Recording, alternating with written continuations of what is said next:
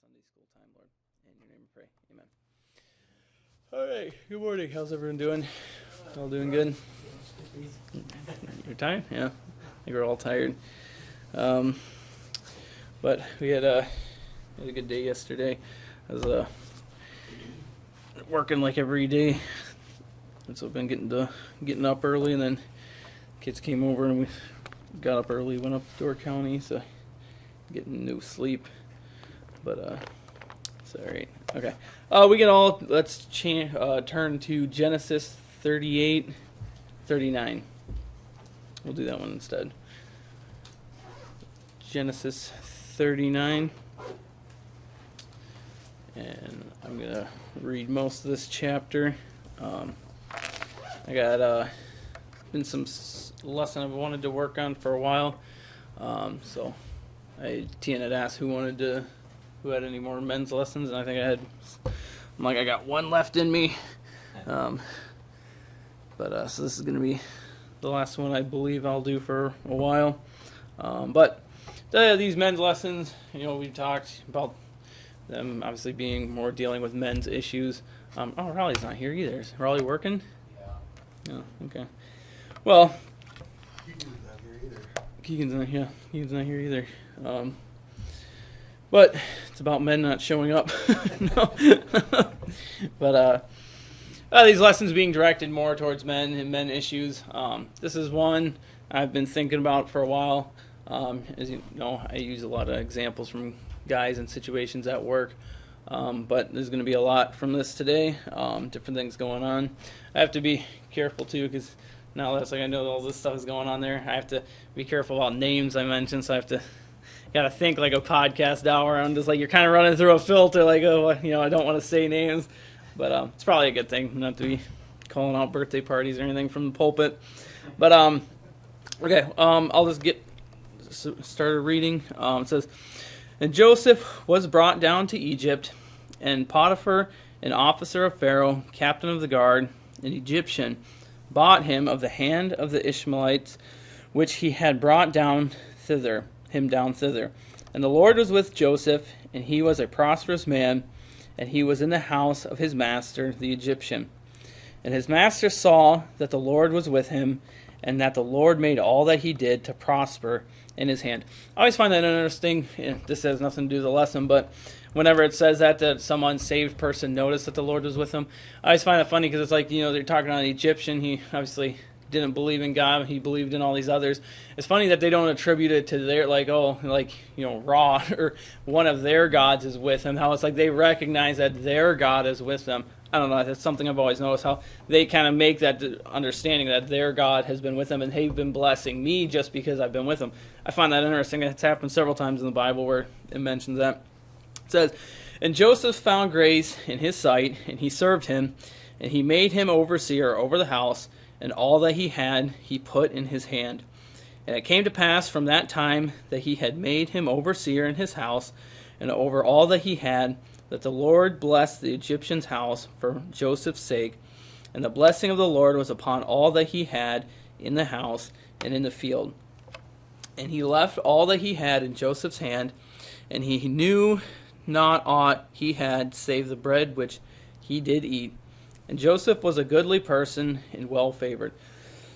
"And it came to pass after these things that his master's wife cast her eye upon Joseph, and she said, Lie with me. And he refused, and said unto his master's wife, Behold, my master wanteth not what is with me in the house, and he hath committed all that he hath to my hand. There is none greater in his house than I." A little side note, I find this interesting, because he's talking to his master's wife, and he's telling her that there was no better in the house than him. There was no greater in the house. It's kind of funny. I mean, the wife wasn't. She apparently didn't make the list. Yeah. I just thought it funny. He's like, "There's no greater in the house than me, other than the master." "Neither hath he kept back anything from me but thee, because thou art his wife. How then can I do this great wickedness and sin against God? And it came to pass, as she spake to Joseph day by day, that he hearkened not unto her, to lie with her, or to be with her. And it came to pass after this time that Joseph went into the house to do his business, and there was none of the men in the house there within. And she caught him by his garment, saying, Lie with me. And he left his garment in her hand, and fled, and got him out. And it came to pass, when she saw that he had left his garment in her hand, and was fled forth, that she called unto the men of her house, and spake unto them, saying, See, he hath brought an Hebrew unto us to mock us. He came in unto me to lie with me, and I cried with a loud voice. I kind of find that interesting how she kind of like puts it on the master. She's like, he brought this Hebrew in here. You can see that she really wasn't a very good wife because she was already trying to cheat on him. But then when that failed, she's kind of making it out to the servants that he was the one who brought this Hebrew, and like the master shouldn't have done this. I don't know, it just seems kind of like a little bit of some hatred there, maybe towards her husband. The Hebrew, and he came in to lie to me, and I cried with a loud voice. And it came to pass, when he heard that I lifted up my voice and cried, that he left his garment with me, and fled, and got him out. And I'm thinking of the what's up, Doc? Unbelievable.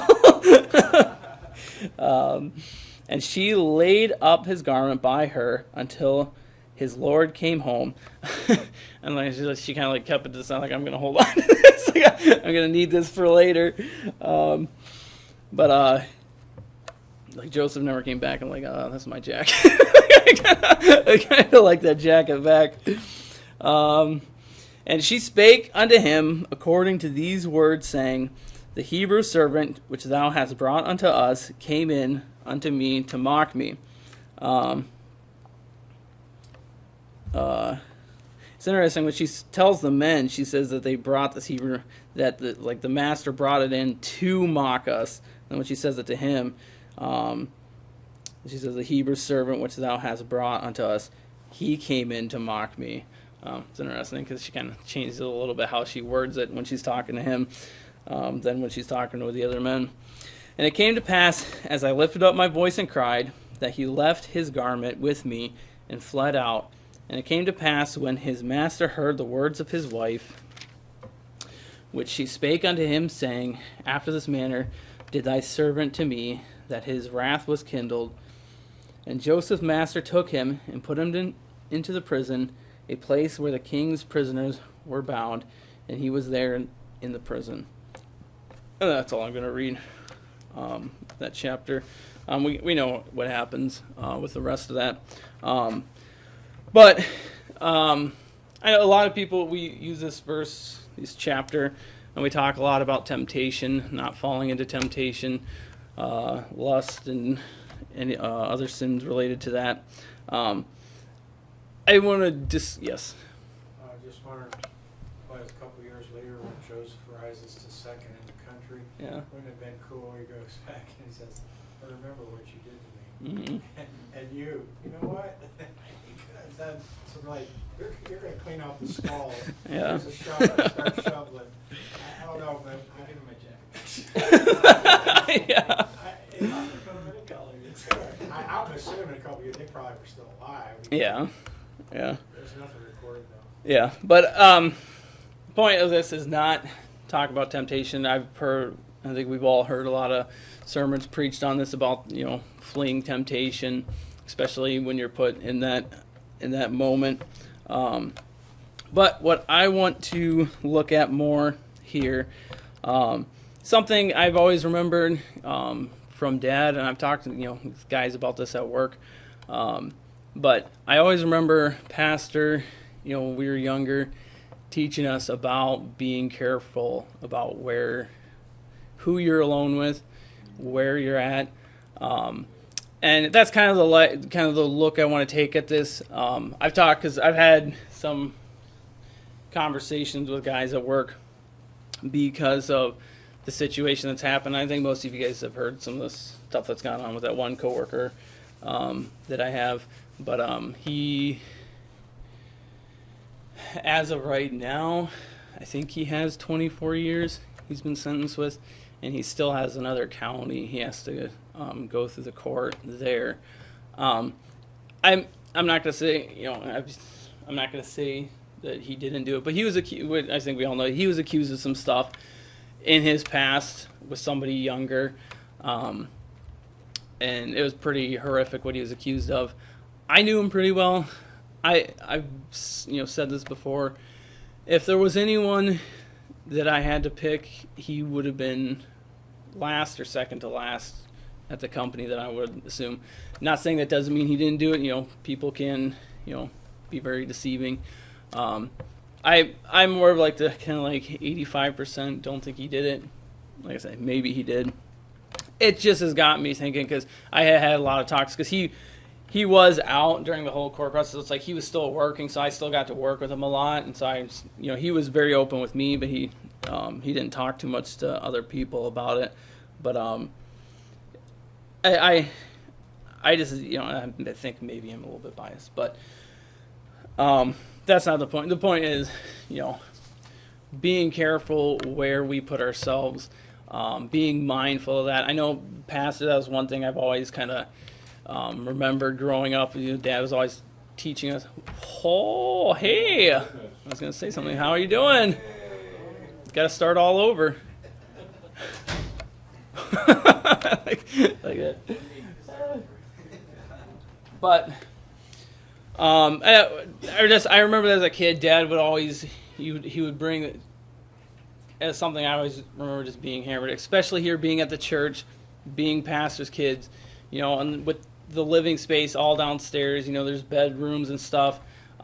He's always big into make sure you're not in any room alone with a kid or a female. And I think that is great advice. That is fantastic advice, and I have tried to live that. And I think it's becoming so much more apparent nowadays. Obviously, we've seen there's allegations all the time going on. You can have Hollywood or it's like CEOs at Coldplay concerts. Not really an allegation. They got some pretty good evidence. But I do have one joke. Somebody said it was the funniest thing. Somebody was just like the husband when he gets home. He's like, "Are you gonna believe me or are you gonna believe the jumbotron?" Yes. Years ago, I went to Syl's house and Dennis wasn't there, and she invited me in. I said, I'd rather not. And she says, "Oh, I was going to have coffee on the night." I said, "Okay, I'll go around and meet you in the back deck."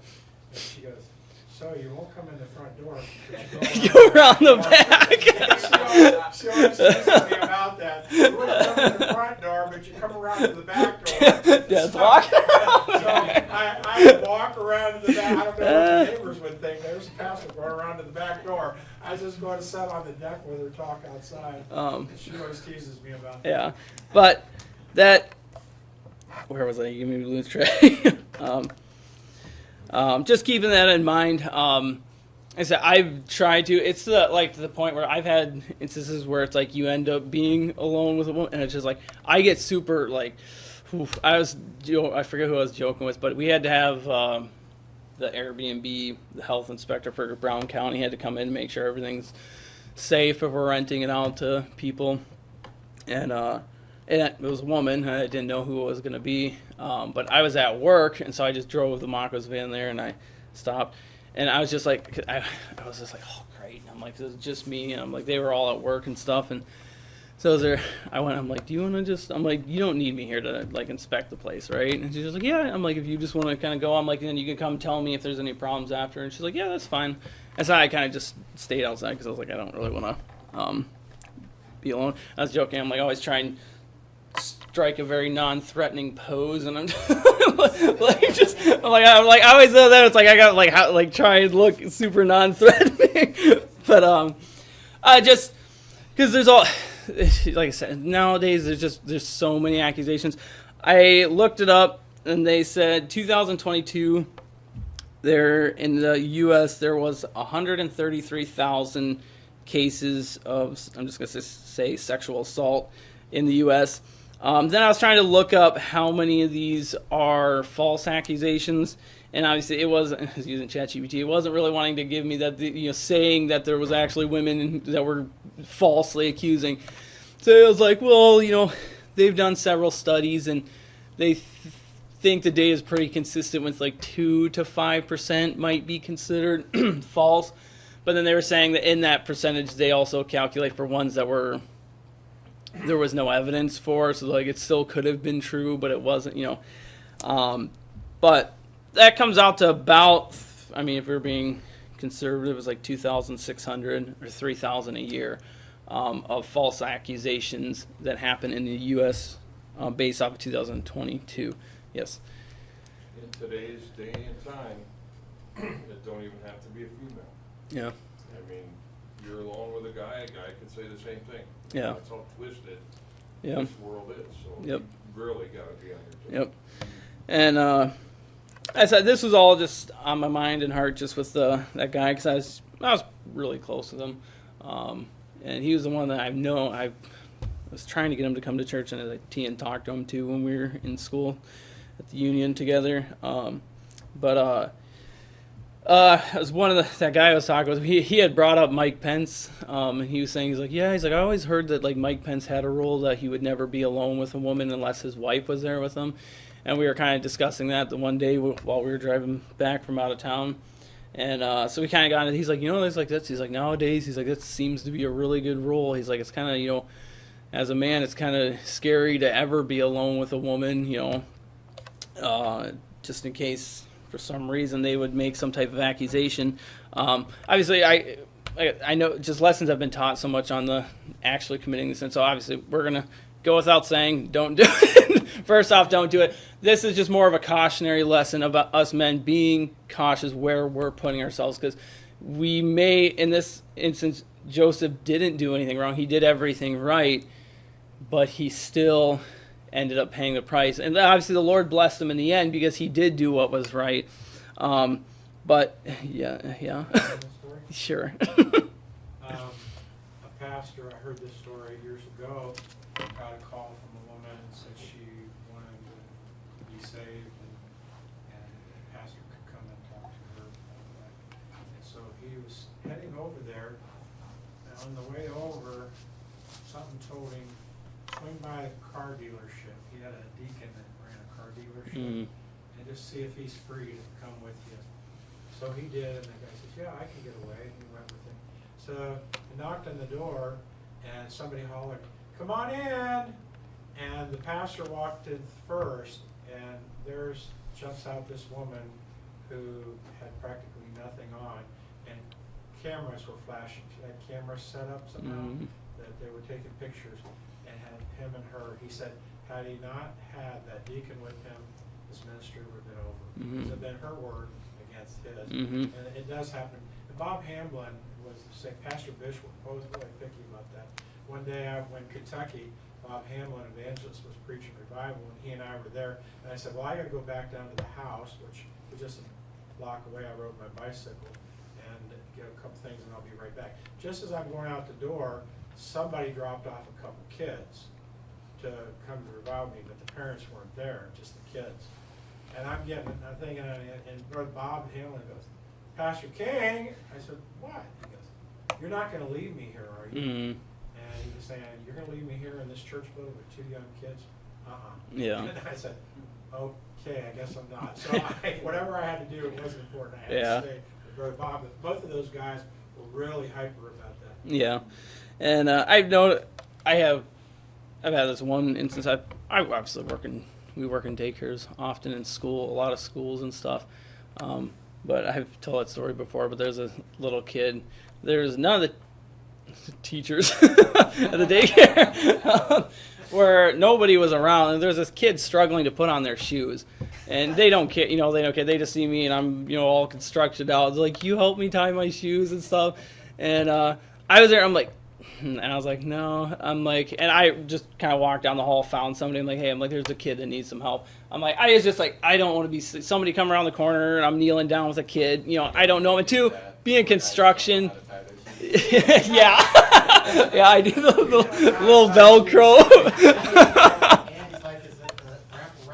I'm like, yeah, the funny is. And like a lot of these are just, okay, nothing could come from it, but I'm like, too, it's like you got construction guys, and then a lady comes around the corner, and there's a guy with one of the kids. I just err on the side of caution. Could that have been nothing? Yeah, it could have just been nothing. Could something come from that? There's a possibility. Or even a parent walks in and they expect to see, these ladies that are at the daycare taking care of their kids, and then they see some guy there. They'll be like, "Yeah, I got all my knives on me with me." Like, but Jesus is up there going, "Suffer not the Lord." yeah, he needed his shoes tied. But that guy at work was telling me a story. It was a family member of his. I don't say it was his cousin or something, but I think it was a girlfriend. She had kids that weren't his. They had a disagreement. She told the cops that he had done stuff with her kids. He ended up which it was a rare case, but he ended up winning it and proving that nothing happened. And it was mainly because the kid couldn't keep the story straight, and the kid kept like using words that they were like kids don't usually use, so it seemed very rehearsed and stuff. And then the kid kept messing up the story, and then the wife's story or the girlfriend's story didn't line up. So he ended up winning that, but he spent 2 years in jail while the court case was going on. He didn't have the money to pay for bail, so he ended up spending. He got out of it. Well, not got out of it, but he won it, but it still cost him 2 years of his life and a lot of money, obviously in legal fees and everything else. And the guy even told me, he's like, to this day, he's like, most of the family, they still just say that he did it. And like, even though it was proven that he didn't, he's like, it's just kind of on him now. And we had that discussion, like, even the times that, it is proven that it was a false allegation, like, even the woman can admit it. A lot of times people in society, they still just, nope, he still did it. Like, they just kind of have that view towards men. How do you deal with rumors? I Yeah. wonder what Cherry Hamilton would say. He'd be a good guy to ask. Yeah. How do you fight a rumor? I don't know. I don't know. I'm kind of going more off the accusations. A rumor? I mean, what can you do to a rumor? The more you say, the worse it gets. You start talking about it and just adds Yeah. more fuel to the fire. Yeah. You need to give an answer, but not necessarily Yeah. assuming it. Yeah. I don't know. You got me stumped on that. I don't know how you would handle a rumor. There's so many variables to that. Yeah. You pick something, right? It's Yeah. A lot of times, Jesus let other people he didn't really defend himself a lot. Yeah, that's a good And point. If you have a good relation in the community and stuff, then you can let other people defend you. Other people Yeah. understand, especially something really heinous like that. Yeah. Well, I think as Christians, we have to come to the defense of our brothers. Mhm. I mean, like, if David gets accused of something and, we pray about it and the Holy Spirit's like, you didn't do that, it's like, well, we need to support him, Mhm. So, But No. David in Psalms often prayed for the enemies, God bring them to confusion. Yeah. And I have prayed that because they're Yeah. spreading false lies. Sure, I'd like them to get saved, but David did this, said, Lord, bring them to confusion. Yeah. And we all understand that we have a very heavily female-leaning government system. They tend to believe females more. I was interesting because I kind of got in a little argument because I was just getting some of the facts through ChatGPT because I didn't want to have to go sit there scrolling to all these websites. But it was being very lenient on the women because then I had asked that and it said of those 2 to 5%, it was like most of those false allegations are because of confusion, misunderstandings, or just fear. And so I kind of got lost. I'm like, so you're saying that that most of the time when somebody's falsely accused, it's because they misunderstood whether they were abused or not. And it was, well, it's important to know the victims. And I was just there. I'm like, it's kind of being very lenient, but it's interesting that it was just taking that side of, well, when it is a false accusation, it's more of a misunderstanding and stuff. One of the points I have is a lot of those allegations, and it brought that up, come with drinking, drugs involved. They're at parties, a bunch of people are drinking, stuff happens, whether it's consensual or not, and then people can make claims because they weren't there. Wasn't going to really spend a lot of time on that because we all know we shouldn't be at parties drinking. We shouldn't be involved in doing the drugs and stuff. But that's just all I really have. Just a cautionary tale, something I've always thought about. I know a couple years ago when we were still at Clinton Street, I had this guy showed up, and it was one of those things where it's like very confusing. Like he was like, oh, we saw that you're new to the area, so we got this like welcome packet. It's just got like some soaps and stuff in there, if and then we'll like he's like kind of like if we could just like we'll give it to you and then we could like talk. And I was there, I had somewhere to be, and I forget, and I was just kind of like, yeah, no, that's okay, whatever. And he like handed it, I was like, okay. And I'm like, well, and then he like, he had asked if he could, he's like, if I could show you something real quick. And I was like, okay. And then he stepped in and he had like this young girl with him. And he steps in and it was a stupid vacuum salesman. It was a stupid vacuum salesman. But he steps in then with this girl and he's like, okay, well, she's going to show you this demonstration. And he just walks out and he leaves. And I was there, I'm like, whoa. And he just walks to the car, gets in the car, and he leaves. And I was furious with him because I'm like, she was young and she was not appropriately dressed to be a salesman either. And so I was just there, I'm like, where is he going? And I'll just give you the demonstration. And I'm like, I was just there, I started sweating because I was like, because Tian and I think it was a Friday, you guys were at work. And I was there, I think, I don't know if this is a case where lying's okay, but I did lie. I'm like, I have somewhere to be. I have to leave like in like 5 minutes. I'm like, you need to call him and get him back here now. I think I had a chiropractic appointment. It wasn't as soon as what I was making it out to be. I think that's what it was. I was saying I didn't need to leave. I had like an hour or two. I'm not saying that was okay, but I was just like, you need to get them back here. And I was like, you need to call him right now and get him back here. And so then she called, and then it was awkward because then she's like, well, do you want me to? I'm like, no, I don't. I'm like, I don't need to vacuum. I'm like, we have a vacuum. I'm like, I have never, like, a vacuum is just such a weird thing. I know that's always been a thing, vacuum salesman, but I'm like, I've never been like in the middle of my day, but like, yeah, I want to see a demonstration on a vacuum. I'm like, and I was like, I don't know, it was just dumb. But that's just one of those things. Because of pastor and so, him teaching us as a kid, I'm just like, I don't want to be alone with a woman, unless it's my wife. After a long day at work sometimes. But it's just, I want to hit this quick point. I know Casey's got something to say, but this is kind of my closing point. I said earlier, Joseph didn't do anything wrong, and I don't know. The Bible doesn't really ever say that he did. The only question I have here is, it says, after she said that, it says in verse 10, it says, and it came to pass, as she spake to him day by day, that he hearkened not unto her, to go in unto her. And then it came to pass, as Joseph went into the house to do business, and it says there was no men in the house. I'm not saying that he did anything wrong, but did he know that nobody was in the house? Maybe he didn't know that she was in the house. I don't know. I'm not saying that he did anything wrong there. I'm just saying here's an example that kind of lines up with a lot of what we see today. But just that being cautious. He went into a house. He knew that it says day by day she was talking to him about this and this was going on. Maybe he should have practiced a little bit more caution when going into the house. Now, it says that he was in charge of the house. I don't know if he had his own quarters separate or if maybe he was staying in the house. That's just my cautionary tale for us men, to just kind of keep that in mind. Like I said, it's something that Dad said to me I've thought about for a long time.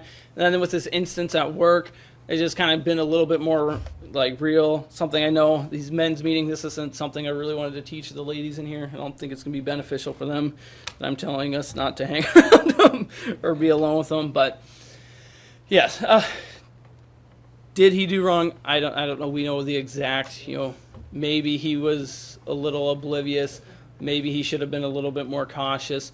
Obviously, the Lord doesn't say anything that he did was wrong, and it says the Lord was with him. I didn't read the verses after that, but it does say the Lord was with him. While he's in prison, we know what happens. The Lord ended up blessing him, but he did do right. He fled the temptation. we've talked about that. We know that as men, fleeing the temptation, but this is a caution before that temptation happens. We shouldn't put ourselves in the position if we can. Now, I know we all have jobs, we all work, and there's times, at work, you may end up being alone with some people. I work all over, and there's times Andy sends me to jobs by myself, and okay, it could be a daycare, or it could be a bank, and there's just like a woman there. I mean, I've been at Green Bay Clinic this week. I was sent there super early in the morning. One woman shows up in the morning to open everything up, so I'm alone in this building. A lot of those places, tend to have security cameras, which is nice, but I know it's something we have to deal with. There's going to be times we can't avoid it, but just to be cautious and to try and avoid if we can, because it can destroy our testimony. And there are, that pastor, his whole testimony, and even the testimony of the church, the testimony of Christians in that area could have been damaged if he was not so cautious. I mean, he made before the chance of there being lust or any type of sexual sins happened, he made the right decision before to be cautious about where he put himself. And that, now he could have gone there without that guy and done the right thing and left, but he already was on camera with this woman and he did nothing wrong. But damage could have come from that. So that's my lesson, something I really felt like I wanted to talk about, especially with the men. You had a comment. And then I should be done. You can open it up. Thought, they say an ounce of prevention is worth a pound of cure. And some of these men that were falsely accused, they maybe even could have prevented it by it's like the type of woman that you're Yes. involved with, if they had wisdom. And kudos to Dad for, teaching us the Word of God. And I think of a passage that's very applicable to this is Proverbs. Proverbs warns in multiple places, if you read through it, about bad women. It talks about the fool that that's just walking by the bad lady's house, and he gets sucked in, drawn in. But I think an ounce of prevention is worth a pound of cure. But it is a real thing, and in this culture and environment, where it favors women, and it truly does in the legal system. Joy and I have talked about this multiple times. But I remember before I was married, I was driving for Wonder Bread, and I had a big grocery store that I hit every single day. And the lady, she was an older lady that checked me in. She had surgery, and they had a substitute. And this was a young girl, and she was one of those ones that extremely forward. It's a real turnoff, to most guys to have, But she invited me to come down. She wanted to go rollerblading with me. Did you go rollerblading with me? And I'm like, the last thing I'm going to do is have one day off. Rollerblading. Down to Manitowoc and go rollerblading. And she was just, and she'd be, I had to have all this product. I had to spend a good 15 minutes with her, scanning things and checking the invoices. And she was just, grabby and touchy. And it got to the point, I kept saying no, and I was just trying to, hands off, be professional. She came out to my truck. I went into my truck to print the invoice, and I'm in the print, I'm looking at the printer, and I hear the door shut. She had jumped in my truck and shut the door, and now I'm in this truck with this girl.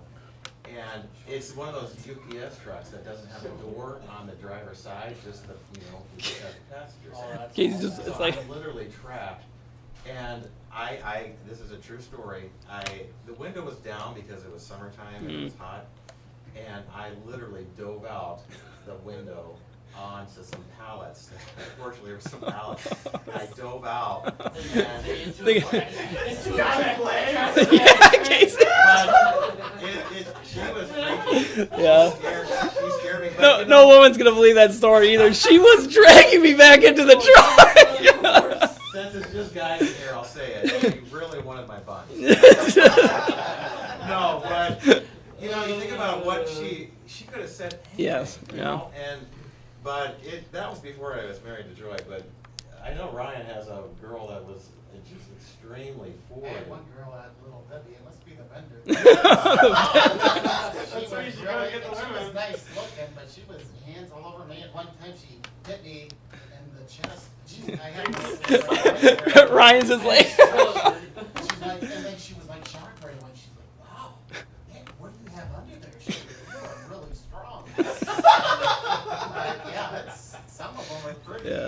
I'm saying it. Yeah. Those are not loaves of bread. Yeah. This is a good lesson because once, if you get accused, even if it's falsely, like you're saying, it in a sense, it tarnishes your Yeah. reputation because people are like, did he? Did he? I don't Yes. know. Yeah. And you got to be real careful. But going back to the ounce of prevention. I think sometimes these guys, it's like, yeah, you feel bad for them, but Yeah. dude, you made some bad choices. It's like I would never get involved with that woman, but they Yeah. do, and then. And I think if I could say, I think most Christian people are kind of on this about not having sleepovers. I believe it was a sleep. I think their families were close, and he was over at their house, and that's when the accusations happened. Now, again, maybe he did. I don't know, but yes, I mean, and I know Christians tend to not be for the sleepovers and stuff. Yeah, one. I had a situation like that when I was married to my first wife, and one of the sisters, because she, obviously didn't have a fun being in life, and when she would come home from her being in a group home, she would go and stay at the family's house, and she would do things that were inappropriate, and she, come out, trying to wear clothes that weren't okay. And I remember getting upset and telling my wife, if you don't tell her to put clothes on, I'm not going to come to your family's house. Mhm. She's not going to want to come to the house. Mm-hmm. If she comes over to your grandma's, I'll leave. Mm-hmm. Because, And that's that's going along right exactly with what we're saying. But yeah, taking that ounce of preventing something from happening, and accusations with it, Pastor. I had that same problem at the pharmacy. Is everybody in here just getting? It's I was always in houses with older people, and a 90-year-old woman, any man looks good.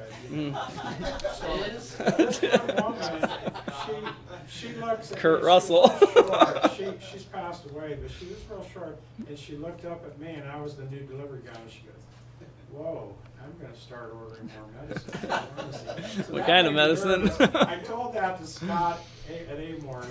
He told me, he said, "Well, yeah, she's a seamstress," and I had him alter a pair of pants for me, and he said she was measuring my inseam, and she was in territories that she didn't even be. Didn't need to be in. He said, Pastor King, if I was you, got to be very careful Yeah. with that woman. Yeah. No, and then to find out, years later, she accused her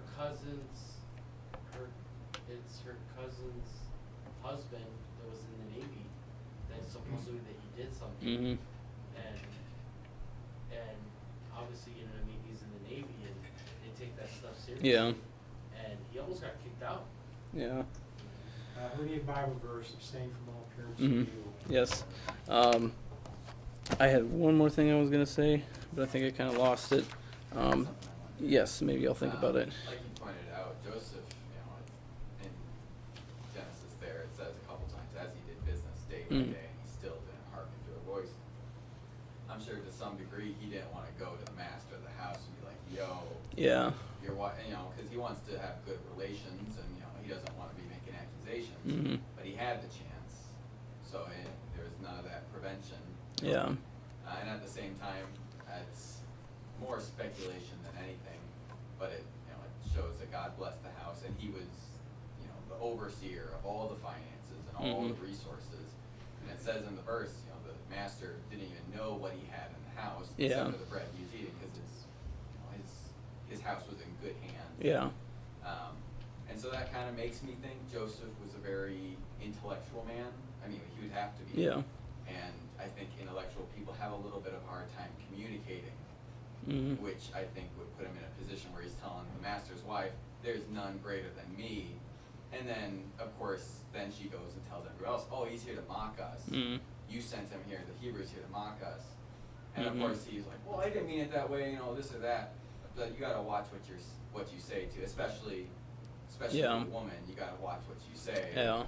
Because then there could be some spite there, and Yeah. then if it continues to progress and you never say anything to anybody else, You Yeah. know, it's kinda like a bomb waiting to erupt. Yeah, and I guess that can kind of go along too with just us making jokes, Yeah. jokes with women. It kind of got me thinking of that. I know Tia knows quite a few Myron guys have lost their jobs now because of jokes that they made. HR does, yeah, they don't usually find jokes funny. I was like, the one thing, it's like when the joke was so funny, HR wants to hear it. But yeah, no, 'cause that's I guess a separate side of it. Yeah, but being careful is just about things you say. Obviously, when you're joking around, I mean, you can joke around with guys a little bit more, especially at work. But as you're saying, now in today's society, that can be taken a little bit worse. A guy totally totaled one of the vehicles. He fell asleep and hit a roundabout at like 70 miles an hour. Totaled the whole van. Guys were calling him Crash, and then he went to HR, and nobody's allowed to call him Crash anymore. But I'm like, you crashed a whole van, but that's not even anything to do with this. But all right, that'll be it. Yeah. Close out, I guess, in prayer. Dear Lord, thank you for this day.